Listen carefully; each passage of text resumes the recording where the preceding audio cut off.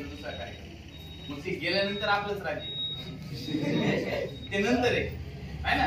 पण पूर्व म्हणजे असं नाही होता कामाने की आपण त्यांना खूप मजा. त्यानंतर दुसरे गेस्ट बोलवले आपण 26 तारखेला अविनाश भाट. युट्यूबला सर्च करा, खूप सारे व्याख्यान ते मित्र जवळचे सर त्यांना भेटण्यात आलेला. ओके, तर अविनाश भाटे सर आपल्याला येणार नाही. ते असं होऊ नये म्हणजे आपल्या डिसिप्लिन मुळे आपल्या क्लासला तिथं तडा बसता कामा. ओके, सो सगळ्यांनी डिसिप्लिन मध्ये काही प्रॉब्लेम झाला ती जाऊ. हा बोलवा सरांना ते येते, बोलवा सर. चांगल्या टाळ्या शिस्तबद्ध पद्धतीचं ते मध्ये आल्यावर त्यांचं स्वागत करायचं. आपण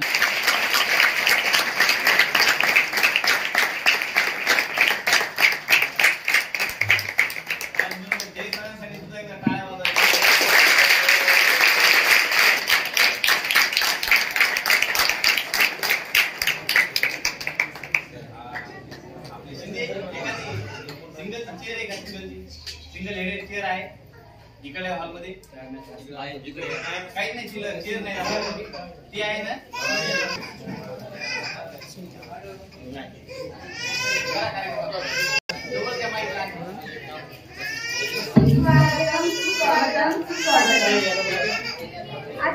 आज तुम्हाला माहितच आहे दरवर्षीप्रमाणे आपल्या इथे छोटेखानी गॅदरिंग होत असते.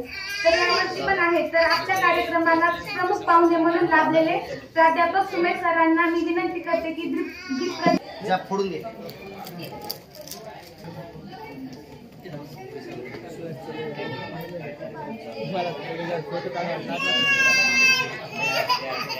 ते कॅमेरामॅन आहे.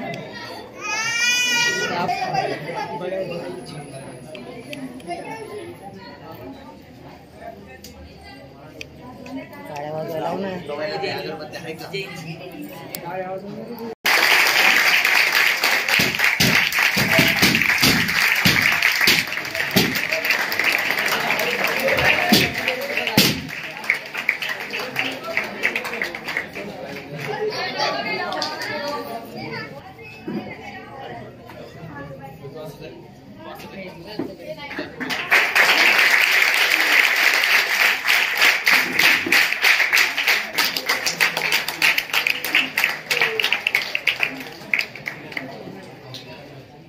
हर्षवर्धन सरांचे स्वागत करण्यासाठी जयवर्धन सरांना मी विनंती करते.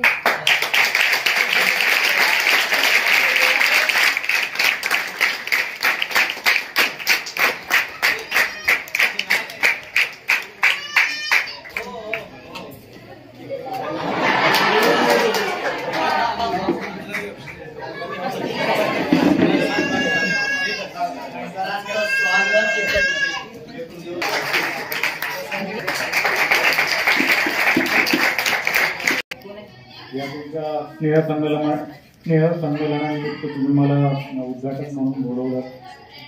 त्याबद्दल क्लासचे संचालक engineer Jaivardhan sir, Harshvardhan sir आणि तुम्हा सगळ्या विद्यार्थ्यांचे मनपूर्वक आभार. मला वाटतं आता याच्यानंतर तुमच्या परीक्षा असणार आहे. ठीक आहे, 10वीचे 12वीचे विद्यार्थी आहात आणि प्रत्येक वर्षी हे ठरलेलं असतं.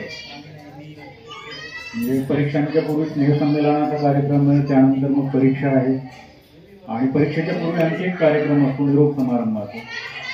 ठीक आहे ना. म्हणजे आपल्या शैक्षणिक आयुष्यामध्ये ही महत्त्वाची टप्पे आहेत. स्नेहसंमेलन आहे, निरोप समारंभ आहे, त्यानंतर परीक्षा आहे आणि आणखी कुठेतरी परत नव्याने प्रवेश आहे.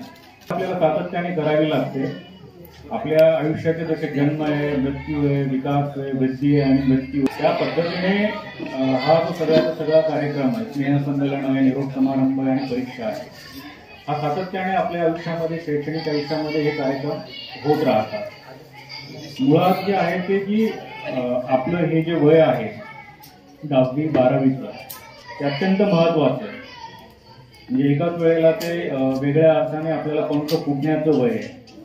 म्हणजे पंख म्हणजे हे आपल्या तयारीवरती डिपेंड करणाऱ्या गोष्टी आहेत. ठीक आहे, फुलपाख घेण्याची गती आणि लक्ष्यापर्यंत पोहोचण्याची जी त्याची जिद्द असते हे अभूतपूर्व असतं. आणि ह्या गोष्टी आपल्याला फुलपाखरू बनणार आहोत आपण की गुरु बनणार आहोत हे आपल्या तयारीवरती निर्भर असणाऱ्या गोष्टी आहेत. मुळामध्ये आपण ज्या वयाच्या टप्प्यामध्ये आहोत ज्या एज ग्रुपमध्ये आहोत त्या एज ग्रुपच्या संदर्भाने बोलताना या ठिकाणी आपण छत्रपती शिवाजी महाराजांना पुष्पहार अर्पित केलेला आहे. वयाच्या 16व्या वर्षी त्यांनी तोरणा किल्ला जिंकलेला.